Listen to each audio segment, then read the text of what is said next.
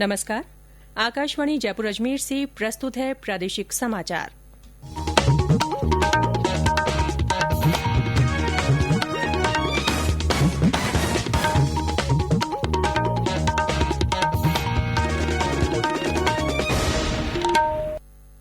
मुख्य समाचार। प्रदेश में आज से अनलॉक 2 के नए दिशा निर्देश हुए लागू। 31 जुलाई तक रहेंगे प्रभावी।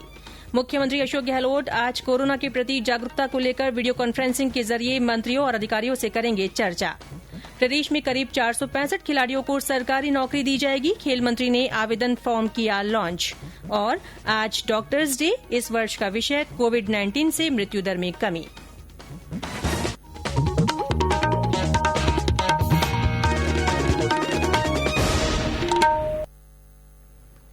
समाचारों के साथ मैं रितिका गुप्ता और अब समाचार विस्तार से। प्रदेश में आज से अनलॉक 2 की नई गाइडलाइन लागू हो गई है। ये गाइडलाइन 31 जुलाई तक प्रभावी रहेगी। इसके तहत टैक्सी और व्यक्तिगत वाहन चल सकेंगे, लेकिन सिटी बसें अभी नहीं चलेंगी। प्रदेश में आने जाने पर किसी तरह की रोक नहीं होगी और इसके लिए अनुमति लेना भी जरूरी नहीं होगा। ग्रामीण क्षेत्रों में श्रद्धालुओं की कम तादाद वाले धार्मिक स्थल आज से खुल गए हैं। वहीं स्कूल कॉलेज 31 जुलाई तक बंद रहेंगे। मेट्रो रेल सेवा, cinema hall, gym, swimming pool, मनोरंजन पार्क, थिएटर, बार, सभागार, असेंबली हॉल और ऐसी अन्य जगह बंद रहेगी। सामाजिक, राजनीतिक, मनोरंजन, खेलकूद, शैक्षिक, सांस्कृतिक और धार्मिक सहित अन्य भीड़भाड़ वाले आयोजनों की अनुमति नहीं होगी। वहीं अब रात 10 बजे से सुबह 5 बजे तक ही कर्फ्यू जारी रहेगा। जिन औद्योगिक इकाइयों में शिफ्टों में काम होता है, उनके लिए भी रात्रिकालीन कर्फ्यू में ढील दी गई है। राज्य सरकार के प्रशिक्षण संस्थान 15 जुलाई से खुल सकेंगे। इसकी मानक प्रक्रिया अलग से जारी की जाएगी। प्रदेश में कोरोना संक्रमित 14,000 से ज्यादा मरीज इलाज के बाद स्वस्थ हो चुके हैं। स्वास्थ्य विभाग के अतिरिक्त मुख्य सचिव रोहित कुमार सिंह ने बताया कि राज्य में अब तक 14,220 मरीज इलाज के बाद रिकवर हो चुके हैं। इनमें से 13,908 लोगों को अस्पतालों से छुट्टी मिल गई है। श्री सिंह ने बताया कि राज्य में कल 354 नए मामले सामने आए। इनमें सबसे ज्यादा 58 मरीज भरतपुर में मिले। इन्हें मिलाकर भरतपुर में कुल मरीजों की संख्या 1,630 हो गई है। हालांकि अब केवल 326 मरीजों का ही इलाज चल रहा है। ब्यौरा हमारे भरतपुर संवाददाता से। भरतपुर में अब तक 1630 कोरोना पॉजिटिव मरीज हो चुके हैं। इस बीच राहत की बात यह है कि इनमें से 1270 लोग ठीक होकर अपने घर पहुंच गए हैं। कोविड-19 के लगातार बढ़ रहे प्रभाव को लेकर जिला प्रशासन द्वारा आमजन को जागरूक करने के लिए तरह तरह के जतन किए जा रहे हैं। लोगों में जागृति लाने के लिए शहरी और ग्रामीण क्षेत्रों में जागरूकता रथ के माध्यम से सोशल डिस्टेंसिंग बनाने की अपील की जा रही है। तो वहीं सभी सरकारी निजी भवनों पर पोस्टर और पेंटिंग के जरिए कोरोना से बचने के उपाय बताए जा रहे हैं। उधर आज से अनलॉक 2 शुरू होने के साथ ही ग्रामीण इलाकों के मंदिरों को खोलने की अनुमति मिलने से आज से पट खोल दिए गए हैं। मंदिरों को सैनिटाइज किया गया है। शिव कुमार वशिष्ठ, आकाशवाणी समाचार, भरतपुर। इसके अलावा कल जोधपुर में 55, सीकर में 44, जयपुर में 27 संक्रमित पाए गए। अलवर में 22, धौलपुर में 18, सिरोही में 14, कोटा में 12, चूरू और बाड़मेर में 11-11, नागौर में 9, जालौर, सवाईमाधोपुर और अजमेर में 8-8, राजसमंद और बीकानेर में 7-7, डूंगरपुर और उदयपुर में 6-6, पाली, भीलवाड़ा और दौसा में 4-4 और श्रीगंगानगर, झुंझुनू, करौली तथा टोंक में 1-1 व्यक्ति में कोविड-19 की पुष्टि हुई। वहीं 6 मरीज अन्य राज्यों के भी संक्रमित मिले हैं। इसके साथ ही राज्य में अब तक कोरोना के 18,014 मरीज मिल चुके हैं। उन्होंने बताया कि कल जोधपुर और जयपुर में 8 लोगों की मृत्यु होने के साथ ही इस बीमारी से मरने वालों की संख्या 413 हो गई है। मुख्यमंत्री अशोक गहलोत आज कोरोना संक्रमण के प्रति आमजन में जागरूकता को लेकर जयपुर में वीडियो कॉन्फ्रेंसिंग के जरिए मंत्रियों और अधिकारियों के साथ चर्चा करेंगे। इससे पहले कल जयपुर में कोरोना संक्रमण की स्थिति की समीक्षा करते हुए मुख्यमंत्री ने कहा कि जिला अस्पतालों के साथ ही उप जिला अस्पतालों में भी ऑक्सीजन बेड बढ़ाए जाएं, ताकि आपात स्थिति में कोरोना मरीजों को ऑक्सीजन उपलब्ध हो सके। श्री गहलोत ने अधिकारियों से कहा कि कोरोना संक्रमण को पहले की तरह ही गंभीरता से लिया जाए और इसमें किसी तरह की लापरवाही नहीं रखी जाए। जिन जिलों में पॉजिटिव केस ज्यादा है वहां विशेष सतर्कता बरती जाए। उन्होंने चिकित्सा और स्वास्थ्य विभाग के अधिकारियों को निर्देश दिए कि जहां पॉजिटिव केस मिले वहां आसपास के लोगों की कोरोना जांच कराई जाए। साथ ही ऐसे लोगों की भी रैंडम टेस्टिंग हो जो अधिक लोगों के संपर्क में आते हैं और सुपर स्प्रेडर्स माने जाते हैं।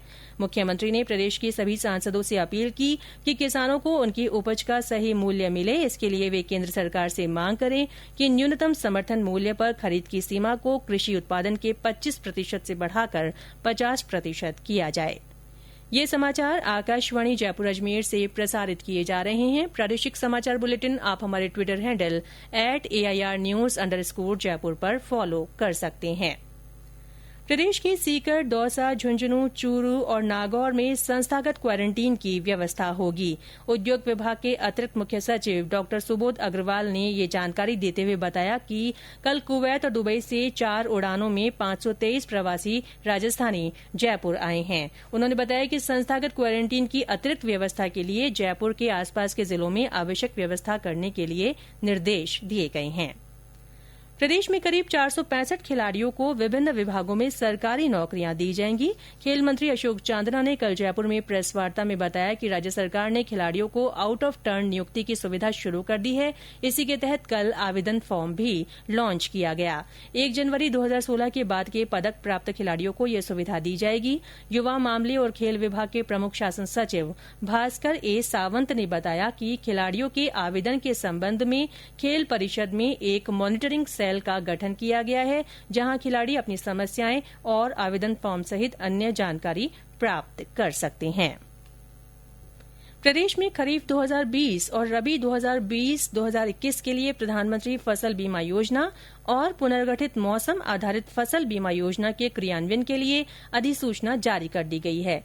कृषि मंत्री लालचंद कटारिया ने बताया कि खरीफ 2020 के लिए फसल बीमा करवाने की आखिरी तारीख 15 जुलाई रखी गई है। ऋणी किसानों के संबंधित बैंक स्वतः ही प्रीमियम काटकर बीमा कर लेंगे। उन्होंने बताया कि अगर कोई किसान फसल बीमा योजना से अलग रहना चाहता है तो उसे 8 जुलाई तक संबंधित बैंक शाखा में लिखित में घोषणा पत्र देना होगा।